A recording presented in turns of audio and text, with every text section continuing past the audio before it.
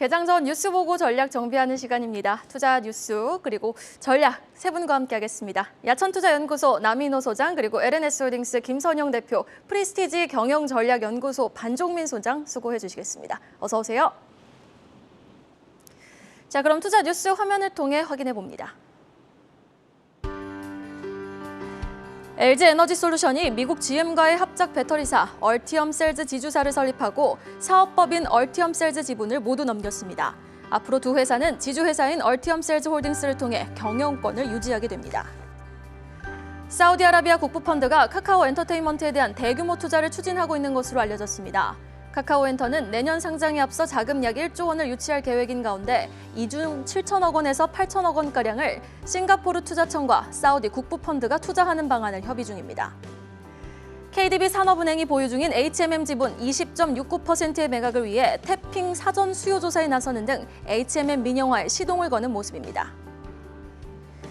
애플이 그동안 국내 앱 개발사에 과도하게 부과한 앱 마켓 수수료를 자진해서 인하하기로 결정했습니다. 개발사들의 공급 가액 대비 앱 마켓 수수료 실부담률이 기존 대비 3%포인트 낮아질 전망입니다. SK바이오사이언스가 개발한 국산 1호 코로나 백신 스카이코비1 멀티주 생산이 잠정 중단됐습니다. 회사 관계자는 오리지널 바이러스 대응 백신에 대한 수요가 급감해 완제품 생산을 중단했다면서 다만 해외 승인에 대비해 원료 생산은 지속하고 있다고 말했습니다. 일동제약이 일본 시오노기 제약과 공동 개발한 먹는 코로나 치료제 조코바가 일본 정부의 사용 승인을 받았습니다. 비켜라 테슬라, 미국의 최대 규모 양극재 공장 짓는 LG화학, 이번에는 LG에너지솔루션이 움직입니다. 첫 번째 기사 확인해 보시죠.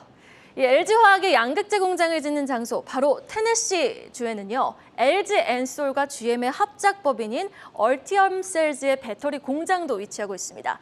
올해 연말부터 이 얼티엄셀즈의 파우치형 배터리가 양산이 될 계획인데 이 얼티엄셀즈가 지주회사 체제로 바뀌게 된다고요, 김선영 대표님? 네, 맞습니다. LG에너지솔루션과 미국 GM의 합작사죠. 얼티엄셀즈가 지주회사 체제로 바뀐다는 소식이 들려왔습니다.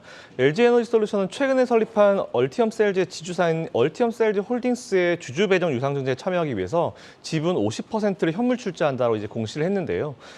또 얼티엄셀즈 홀딩스는 얼티엄셀즈에 3조 5,849억 규모의 자금을 출자하고 나서 이제 지분율을 100%로 올리겠다, 뭐 이런 얘기까지 나왔습니다. LG에너지솔루션과 GM 같은 경우는 잘 아시겠지만 미국 내 사업을 효율적으로 영위하기 위해서 양사에 각각 한 50%씩 보유하고 있던 얼티엄셀즈 비지분 100%를 얼티엄셀즈 홀딩스에 현물 출자하기로 한 건데요. 이로써 출자 구조 자체가 LG에너지솔루션이 얼티엄셀즈 지분의 50%를 직접 보유하던 구조에서 지주사인 얼티엄셀즈 홀딩스를 통해서 지분을 보유한 형태로 바뀌게 됩니다. 뭐 딱히 그렇게 크게 주가에 당장 크게 영향을 줄 만한 요인은 아닌데요. 그렇다 하더라도 이제 이런 좀 뭔가 깔끔한 부분이 좀 정리가 됐다라고 좀 체크해 보시면 좋을 것 같고요. 방금 말씀드린 대로 이제 오늘 당장 주가 영향을 미칠 만한 요인은 아닙니다. 하지만 투자하고 계신 분들은 이런 변화가 있구나, 이 정도까지 체크하시면 좋을 것 같습니다. 네, LG에너지솔루션. 어제는 LG화학에 이어서 LG에너지솔루션의 소식 첫 번째로 업데이트해드렸고요. 자, 2차 전지 뉴스 확인해봤으니 마이크론 감산 이슈 이후 계속 좀 부침을 겪고 있는 반도체로 한번 넘어가 보도록 하겠습니다. 오랜만에 좀 반가운 소식인데요. 삼성이 열을 올리고 있는 파운드리 분야에서 거물급 고객사를 확보했다라는 소식입니다. 어떤 회사와 손을 잡은 겁니까, 남인 소장님? 네, 우리 시청자 여러분, 전화위복이라는 말씀 아시죠? 세용지 말하는 말씀, 그 이야기가 똑같죠? 자, 전화위복, 왜 제가 앞치에 이 얘기를 꺼내느냐? 그동안에 삼성전자는 파운드리 분야에서 TSMC를 이길 수가 없었습니다. 왜 그랬을까요? 바로 4나노, 5나노 때 TSMC한테 한 걸음 뒤걸음 졌기 때문입니다. 그래서 세계적인 수주를 주는 IBM이라든가 엔비디아라든가 퀄컴이라든가 바이두, 이런 회사에서 삼성전자한테 오더를 줄 수가 없어요. 왜 그러냐? TSMC 제품이 성능도 좋고 기술력도 뛰어나기 때문입니다. 그런데 이제 그 시대가 서서히 종말을 보고 있습니다. 이제는 3나노, 다시 말해서 4나노, 5나노보다도 더 좁은 길로 가는 3나노, 더 기술력이 뛰어난 그리고 성능이 우수한 3나노 시대에는 바로 TSMC보다 삼성전자가 지금 두 걸음이 앞서 있습니다. 자, 이제 앞으로는 IBM의 서버용 중앙 처리 장치도, 또 바이두의 인공지능 칩도, 엔비디아의 그래픽 처리 장치도 이제는 TSMC로만 가지 않을 겁니다. 분명히 모두가 다 삼성전자한테 오다 줄 것이다. 그건 기대하지 않습니다. 왜냐하면 지금 세계 1위가 TSMC 아닙니까? 그러나 이제 3나노 시대에는 삼성전자가 TSMC보다 좀 더 빨리 상용화에 성공했기 때문에 아마도 이젠 최소한도 반반씩 나누지 않겠느냐. 그러면 삼성전자 가장 추구하는 게 뭡니까? 파운드리 분야에서 지금 55대 18의 비율을 올리겠다는 거 아니겠습니까? 저는 몇 년 몇 월 달에 삼성전자가 TSMC 이길 것이다 이 얘기는 못 드립니다. 그러나 분명한 것은 향후 몇 년 안에 제가 볼 때는 5년 아니라고 보고 싶은데요. 5년 안에 저는 삼성전자가 TSMC의 파운드리 분야를 상당 부분 잠식할 것이다. 거의 비슷하게 갈 수 있다는 말씀드립니다. 이제 곧 4나노, 5나노는 마무리 국면에 들어가고 3나노 시대가 열리는데요. TSMC도 미국에 공장 설립합니다. 그러나 지금 기술력에서 상용화에서 삼성전자가 TSMC보다 두 걸음이 앞서 있다는 말씀을 여러분께 드리겠습니다. 네, 이렇게 기술력을 앞세운 삼성 3나노를 통해 거물급 고객사들을 확보한 삼성전자. 그리고 테일러시 J 파운드리 공장에 대해서 속도도 확실히 지금 서두르고 있는 삼성전자인데요. 자, 이렇게 지금 속도를 내고 있는 삼성전자에 대해서 우리는 좀 어떤 종목, 밑단의 어떤 종목을 좀 주목해 보는 게 좋을까요? 반종민 소장님. 예, 대부분 국내 반도체 장비 기업들이나 파운드리 관련된 그 기업들 보면은 대부분 삼성 임원 출신 분들이 많더라고요. 그 부분들을 봤을 때는 삼성과 관련된 그 임원이 있는 종목들을 눈여겨봐야 되지 않을까 바라보고 있습니다. 그 중에 하나가 원익 IPS인데요. 이 원익 IPS는 반도체 그리고 디스플레이, 솔라 장비 제조 사업 부분을 영위하고 있는 기업이다 보시면 되겠고요. 사실 삼성전자 및 삼성 디스플레이 지분이 한 7% 보유한 기업이다 이제 보시면 될 것 같습니다. 특히 현 대표이사가 삼성 디스플레이 및 삼성전자 출신이기도 하고 대부분의 임원 출신들이 삼성전자 출신 분들이 많기 때문에 이 부분들을 봤을 때는 삼성과 관련된 그 사업적인 부분들과 같이 연계될 수 있는 부분들이 충분하다라는 말씀을 드릴 수 있겠습니다. 다만 좀 4분기 실적은 다소 좀 어두운 부분들이 있을 건데 그 부분들은 반도체에 대한 지금 업황 악화로 인해서 그 부분에 대한 실질적인 반영이 굉장히 좀 좋지는 않을 거다라고 바라보고 있습니다. 그런 부분들이 이기 때문에 중장기적으로 좀 바라보는 관점이 좋다라는 말씀 드리겠고요. 또 특이한 부분들이 있다면은 지난 8월에 세계 최초 삼성전자 3나노 파운드리 양산에 참여를 했던 게 이 원익 IPS입니다. 그렇기 때문에 어떻게 보면은 앞으로 이슈가 되는 3나노 관련된 부분들도 원익 IPS가 같이 주목을 받을 수 있다라는 말씀 드리겠습니다. 그리고 현이치 주가가 2019년 주가와 비슷합니다. 그 부분들을 봤을 때는 현재 주가에서 분할 매수를 하는 부분들도 괜찮다는 말씀 드리겠고요. 31,000원까지는 단기적으로 좀 바라볼 수 있는 부분들이 있지 않을까 보고 있습니다. 그리고 3나노에 대해서는 2024년 공급으로 뭐 내년 반도체 업황이 점차 좋아질 거라고 저는 좀 보고는 있기 때문에 이 부분들을 좀 특징을 해서 보시면 좋겠다라는 말씀 드리겠고요. 두 번째로는 이제 가온칩스입니다. 가온칩스는 시스템 반도체 전문 디자인 솔루션 업체다 보실 수 있겠고요. 삼성 파운드리의 위탁 생산을 해서 펠립스 고객사에 그 공급을 하는 기업이다 보실 수 있겠습니다. 근데 이제 좀 특이한 부분들이 있다면은 최근 20일, 그러니까는 그 11월 20일 때 이제 보호유예수 해제가 되었고요. 그 부분들을 통한 부분들도 있지만은 3분기 영업이익도 전년 대비 65% 하락을 했던 부분들이 있기 때문에 다소 이 그 가온칩스는 전망이 그래도 좀 다소 그 긍정적인 부분들보다는 부정적인 부분들의 측면이 많다라는 말씀 드리겠습니다. 이 부분들은 사실 삼성전자가 그 ARM 인수설로 굉장히 좀 뜨거웠던 부분들이 있지만은 그 부분들이 재료가 소멸이 되면서 계속 하락했던 부분들이 있거든요. 그리고 이 기업이 그 올해 5월에 이제 그 상장을 했던 부분들이 있는데 공모가가 14,000원이었습니다. 즉 14,000원 근처까지 올 경우에는 그때는 좀 분할 매수로 접근을 하면 좋다라는 말씀드리겠습니다. 그리고 뭐 마지막으로 볼 것은 이제 중소형주로서는 하나마이크론하고 AD 테크놀로지를 같이 보는 게 좋겠다라는 말씀드리겠고요. 사실 그 하나마이크론은 그 반도체 후공정, 패키지 및 테스트 전문 기업이다 보실 수 있겠고 삼성전자와 SK 하이닉스를 근 20년간 거래를 했던 기업이다 지금 보시면 되겠습니다. 반면에 그 AD 테크놀로지의 경우에는 지난 10월에 그 독일 인공지능 반도체 전문업체인 비딘티스와 첨단 자율주행 반도체 개발을 그 계약 체결을 한 부분들이 있습니다. 이게 2025년부터 삼성전자가 5나노 라인에서 생산을 하는 부분들이 있거든요. 그렇기 때문에 약 1조 4천억 규모 부분들이 있기는 하지만 그렇다 한다 하더라도 제가 봤을 때는 3나노 시즌이 이제 다가오는 부분들이 있잖아요. 점차 뭐 5나노로 계획을 했지만은 이게 뭐 3나노로도 같이 움직일 수 있는 부분들이 있기 때문에 같이 좀 참고를 해보시면 좋다라는 말씀드리겠고요. 현재 이 주가는 그 좀 조정 중입니다. 그래서 14,500원 이탈하는지 좀 확인을 하고 14,000원 이탈 시 분할 매수를 같이 고려를 해보면 좋다라는 말씀드릴 수 있겠습니다. 네, 알겠습니다. 삼성과 직접적인 파운드리 영향이 있는 두 종목 원익 IPS와 더불어서 가온칩스 그리고 중소형주 안에서는 하나마이크론 그리고 AD테크놀로지를 탑픽 종목으로 꼽아주셨습니다. 다음 이슈 확인해 보시죠. 공정위 칼날의 애플의 잦은 수수료 시정 확인해 보겠습니다. 와, 어느 순간부터요. 애플 아이폰을 통해서 카카오톡 이모티콘을 구입할 때는 삼성 안드로이드 폰보다 더 비싼 값을 줘야만 했죠. 공정거래위원회가 조사에 착수하자 이제 우리 조치 취하겠습니다 라는 입장을 밝힌 애플. 그럼 이제 가격 좀 다시 낮추는 겁니까, 김선영 대표님? 네, 그럴 수 있을 것 같습니다. 이제 국내 앱 개발사에 그동안 인앱 결제 수수료를 과다하게 부과해서 비판을 받아온 애플이 내년 1월부터 이제 부가가치세를 제외하고 수수료를 산정하겠다라고 발표했습니다. 이에 따라서 기존의 수수료율이 33%였는데 이제 30%로 한 3%포인트 정도 줄어들게 되는 거고요. 이는 지난 9월 달에 애플코리아 본사에 대한 조사를 나선 지 한 2달 만에 나온 조치다라고 좀 보시면 될 것 같습니다. 지난 2015년부터 이제 2020년까지 입점 업체들이 이제 이로 인해서 좀 뭔가 피해를 본 금액 자체가 보니까 이게 조금씩 모여가지고 전 합계 금액이 3,450억 원. 금액이 어마어마하게 높은데요. 이 정도 수준으로 추산이 되는데 앞으로 이런 부분이 이제 사라지지 않을까 생각하고 있고요.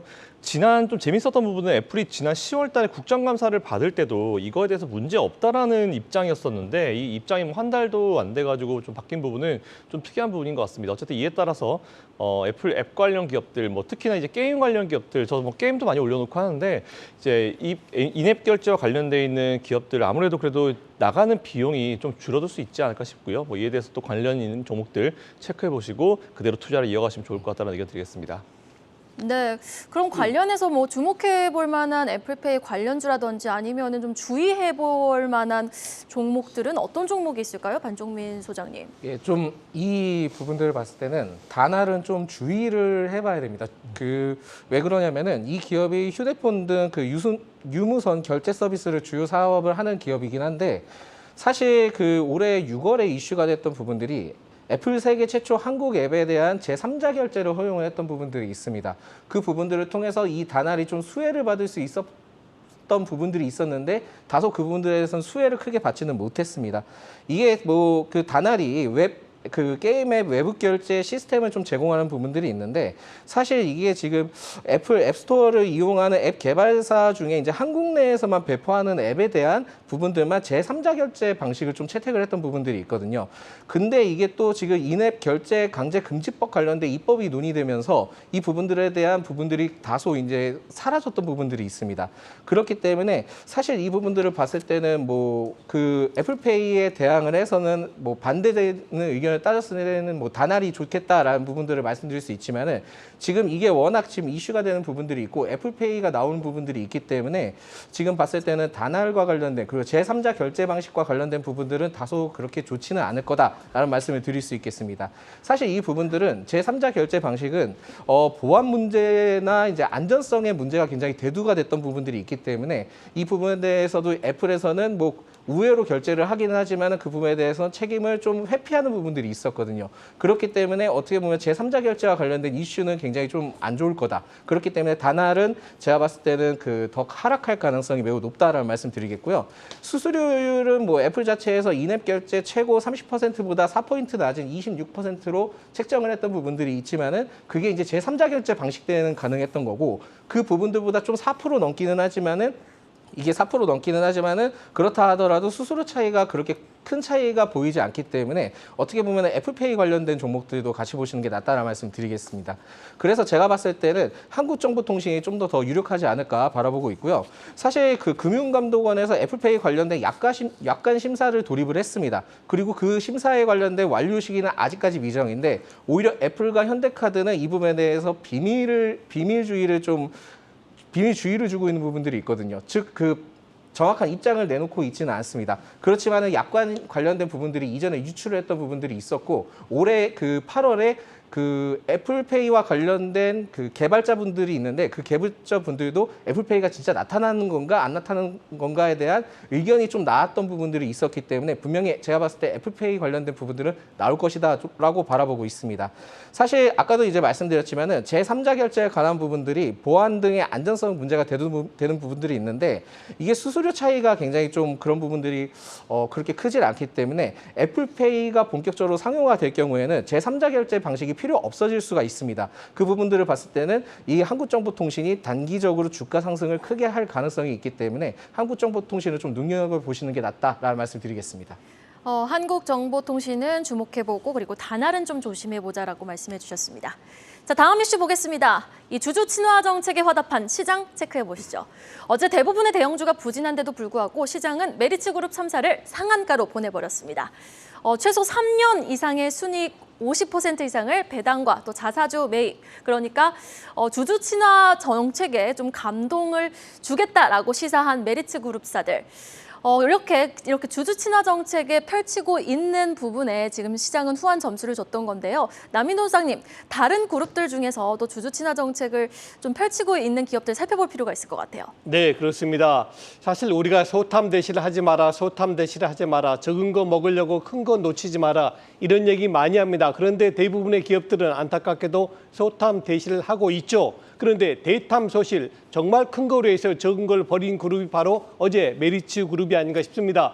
저는 그 일대 주주인 조정우 회장의 결단을 매우 높은 정말 훌륭한 결단 내리셨다고 봅니다. 왜 그러느냐? 이게 제가 평소에 늘 말씀드리는 초코파이 하나 전부 먹지 말고 종합 콤비네이션 절반만 먹는 게 훨씬 더 유리하다. 그것과 일맥상통하다고 봅니다. 미국에서도 30%가 넘는 그 기업 이익의 30%가 넘는 배당을 주는 기업 몇 안 될 겁니다. 거의 없을 겁니다. 그런데 이번에 메리츠는 최소한 3년까지는 50% 금액으로 보면 약 한 금년 영업이익을 볼 때 약 한 7천억 정도를 다시 우리 주주들에게 돌려드리겠습니다. 그걸 약속한 겁니다. 당연히 시장에서 환호할 수밖에 없겠죠. 그리고 이제 이와 준하는 뭐 꼭 이렇게 할 수는 없겠지만은 이에 준하는 주주 친화 정책을 펴는 그룹이 있어서 소개해드립니다. 지금 나오고 있네요. SK라든가 LS, 포스코홀딩스, KB금융, 신한지주 등등 지금 우리 국내에 코리아 디스카운트를 깨기 위한, 그걸 돌파하기 위한 많은 기업들이 그리고 많은 그룹들이 노력하고 있습니다. 저는 이런 기업들이 너무 시간 끌지 마십시오. 최대한 빨리 해가지고 우리 대한민국 주식시장이 하루빨리 3천, 4천까지 올라갈 수 있도록 좋은 시장이 됐으면 하는 바람입니다. 네, 알겠습니다. 주주 친화 정책을 펼치는 많은 기업들이 국내 시장에 나왔으면 좋겠습니다. 자, 이어지는 이슈 보겠습니다. 예상과 달리 HMM의 조기 매각에 시동을 건 산업은행 확인해 보시죠. 몸값이 좀 더 올라갈 때까지 민영화를 좀 서두르지 않겠다는 전망이 좀 우세했는데 해운운임 지수가 지금 뭐 22주째 하락을 하고 있나요? 이렇게 썰물처럼 빠지고 있는 상황이다 보니까 산업은행이 아차 싶은 거죠. 다양한 매각 후보군들과 지금 물밑 접촉 중에 있다고요, 김선영 대표님. 네, 맞습니다. 강석훈 산업은행 회장이 이제 칼을 좀 빼들었다는 그런 표현을 좀 쓰고 싶은데요. 이분 취임하시자마자 대우조선해양 하나그룹에 통매각을 해버렸죠. 이제 두 번째 이슈인 것 같은데 현재 지금 보유 중인 HMM 지분 20.69%에 대해서 매각을 나선다. 사실 민영화를 추진하겠다는 그런 내용을 보시면 될 것 같은데 현재 지금 범 LG 계열인 LX 판토스와 경영권 매각을 위한 어떤 협의를 하고 있는 상황이고요. 현대글로비스 그리고 포스코, CJ, SM상선 등과 잇따라 접촉을 하고 있는 것으로 파악이 됐습니다. 일단 산업은행은 보유 지분 전량을 매각한다는 방침인데 이 지분을 한 회사에 모두 팔지 혹은 두 개, 세 개 회사에 나눠 팔지는 모르겠습니다. 일단 시장 상황과 인수기업의 자금 여력에 따라 좀 유동적으로 바뀔 것 같고요. 만약 한 기업이 보유 지분 전량을 인수한다면 사실상 경영권을 행사할 수 있기 때문에 이것도 한번 체크해 보시면 좋을 것 같습니다. 그리고 산업은행과 함께 2대 주주인 한국해양진흥공사 19.96% 정도 가지고 있는데 여기서는 이제 단계적으로 매각을 하는 거는 하되 유의미한 비중은 유지하면서 경영에 간섭하지 않는 조건으로 HMM 지분을 당분간 유지하겠다라는 이런 계획까지 발표를 했습니다. 일단 HMM 매각도 일단 살펴보면은 새로 이제 건조된 선박이 대거로 인도되는 게 사실 내년 시점에 좀 많이 몰려 있는데 여기서부터 이제 치킨 게임의 재현 가능성이 이미 좀 나오고 있는 상황입니다. 좀 불확실성이 좀 가지고 있는 것 같고요. 그런 경우에는 HMM의 수익성이 좀 더 나빠질 수 있기 때문에 오히려 지금이 매각의 적기를 판단해서 오히려 좀 속도를 좀 내고 있는 것 같은데 이번에는 과거의 어떤 시도와는 좀 다른 것 같습니다. 좀 과거보다 좀 더 강한 어떤 그 생각으로 하고 있는 것 같아서 이번에 HMM 투자하고 계신 분들이나 관련주 투자하고 계신 분들은 체크해 보시면 좋을 것 같습니다. 네, 이렇게 HMM 민영화 이슈도 있고 지금 또 미국 철도 파업에 대한 물류란 이슈도 대두되고 있는 가운데 앞으로 주가 흐름 어떻게 보고 계시는지 궁금합니다. 반종민 소장님. 사실 그 HM 경우에는 제가 봤을 때는 지금 뭐 물류 대란이나 이 부분들이 굉장히 좀 부각이 되기 때문에 어떻게 보면 운임과 관련된 부분들이나 그 부분들 했을 때는 올라갈 수 있는 부분들이 있기는 하지만 이 부분들 이슈보다는 일단은 매각 관련된 이슈가 제일 크게 부각되지 않을까라고 보고는 있습니다. 사실 뭐 앞서서 그 대표님도 이제 말씀을 해주셨겠지만은 그 매각 관련된 전량 또는 나눠 팔지에 대한 구체적인 방안이 지금 없는 부분들이 있습니다. 그 부분들을 봤을 때는 사실상 이 기업이 대우조선해양과는 좀 다른 부분들이 있거든요. 시총이 10조나 됩니다. 그리고 그 1조 규모의 시비가 있는 부분들이 있기 때문에 이 부분들을 봤을 때는 제가 봤을 땐 뭐 전량 매각을 하기에는 어느 기업이 딱 나서서 하기에는 다소 좀 부담스럽지 않을까 바라보고 있고요. 제가 봤을 때는 뭐 여러 가지 그룹을 통해서 어떻게 보면 나누거나 아니면은 그 자회사 부분들을 통한 뭐 기존에 하나처럼 그렇게 진행할 수 있는 부분들이 있겠지만은 너무 이게 인수 관련된 금액들이 너무 부담이 크기 때문에 선뜻 나서기는 쉽지 않다라는 말씀을 드리겠습니다. 사실 이 부분들은 뭐 3분기 선방을 했지만은 해운업 침체 및 그 경기 둔화에 대한 이익 감소세 전망 이 부분들 때문에 또한 이제 또 미국과 유럽 항로를 중심으로 운임 하락이 이제 가파른 부분들이 있습니다. 어떻게 보면은 이 부분에 대해서 지금 현재 좀 좋아지고 있는 부분들이 있다 보니까 빨리 인수 후보를 잡고 처리하는 부분들로 좀 보여지거든요. 점차 그 가치가 좀 떨어질 것으로 생각을 하기 때문에 그런 것 같습니다. 그런 부분들을 봤을 때는 정확한 인수 대상이 나와야지만 이 주가가 크게 반영을 할 수 있을 것이다라고 바라보고 있습니다. 뭐 쉽게 매각이 이루어지기에는 좀 어렵지 않을까 바라보고 있고요. 그 부분들을 봤을 때는 인수가 정확하게 시점이나 그 부분에서 인수 참여 대상이 확실하게 나오면은 그때는 주가 상승 기대를 해볼 수 있다. 그렇지만은 지금은 좀 어렵다라는 말씀 드리겠습니다. 그 부분들을 봤을 때는 여러 가지 사례가 있지만은 하나와 그 대우조선해양에 대한 인수 방식을 좀 보셔야 합니다. 사실 그 지난 9월에 대우조선해양 인수에 나선 하나그룹이 우선 인수권자로 선정이 되면서 2조 원 규모 가량의 그 제3자 배정 유상증자를 통한 인수 자금을 마련을 한 부분들이 있거든요. 즉 이 부분들을 봤을 때는 인수 자금 자체가 굉장히 큰 규모이기 때문에 이 부분들을 봤을 때는 뭐 다른 기업이 된다 하더라도 그 부분들한 그 매각 자금을 다이렉트로 주기는 굉장히 어렵다. 즉 이런 부분들을 봤을 때는 유상증자나 그런 부분들이 분명히 실시될 수밖에 없기 때문에 이 부분들이 추가적으로 그 해당 주가도 악재로 반영될 수 있는 부분들이 있다는 말씀을 드리겠습니다. 물론 이제 그 하나의 경우에는 그 방산 사업에 대한 사업 다각화를 할 수 있는 부분들이 있지만은 HMM은 어떤 기업이 무슨 그 뜻을 가지고 인수하느냐에 따라 굉장히 달라지기 때문에 이러한 사업에 대한 적합성을 접목시킬 수 있는지에 따라 굉장히 달라지기 때문에 지금은 HMM은 그렇게 주가에 대한 큰 반영을 기대하기는 어렵다는 말씀을 드리겠습니다. 네, 알겠습니다. 자, 마지막 이슈로 넘어가 보죠. 상승세 한풀 꺾인 국내 증시, 공매도 대기 자금은 다시 꿈틀 확인해 봅니다. 자, 남인호 소장님, 최근 주가 상승세가 가팔랐던 종목의 공매도 잔액이 지금 급격하게 늘어나고 있다고요? 네, 그렇습니다.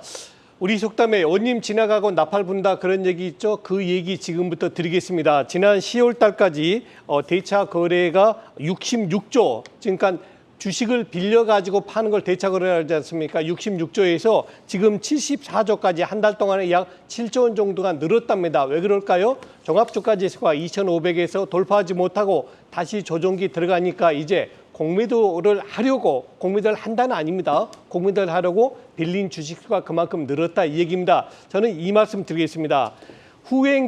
지표에는 선행지표 있고 동행지표 있고 후행지표 있지 않습니까? 후행지표 중에서 제가 보는 3대 후행지표가 있습니다. 1번 고객 예탁금이고요. 2번 목표주가, 3번 바로 이 대차 거래입니다. 이건 무슨 얘기냐? 시장이 올라가면요. 고객 예탁금 한 달 뒤에 늘어납니다. 시장 내려가지 않습니까?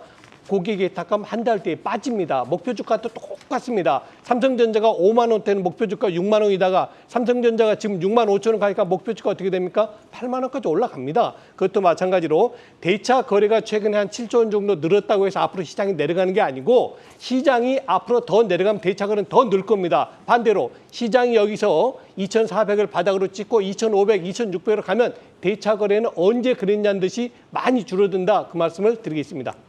네, 자, 그러면 특히 유의해야 할 종목이 있을까요, 반종민 소장님?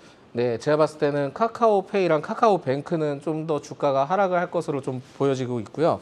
사실 뭐 그 카카오페이나 뱅크 지난달 24일부터 이번 달 17일 기준으로 했을 때 그 카카오페이 공매도 금액은 788억 원에서 그 1,245억 원까지 급증을 했고요. 그 카카오뱅크는 그 2,494억 원에서 3,517억 원가량, 1,000억 원가량의 그 공매도가 증가를 했던 부분들이 있습니다.